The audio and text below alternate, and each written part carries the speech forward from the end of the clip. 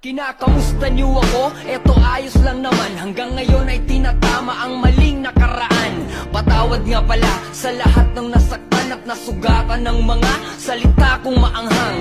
Pero magkaayos, siguro wag na lang. Kung gusto nyo ng plastikan, wag ako, iba na lang. Ngayon binibigyan ng tiwala, bilang na lang. Malamang baka madali na naman ang alamang. Kaibigang tumalikod, tinuring na kapatid. Kinalimutang inalalayan ko siya sa pagtawid. Hindi mo dapat nagawin na sirain ng palihim ang taong nagturo sa'yo ng liwanag sa dilim. Kasama mo ng matagal, nagawa mong kagatin. Ganun ang ahas pag gutom, kahit sino tutuklawin. At sa mga nagtsatsaga upang ako'y pabagsakin, bilib ako kahit papano sinubukan nyo pa rin.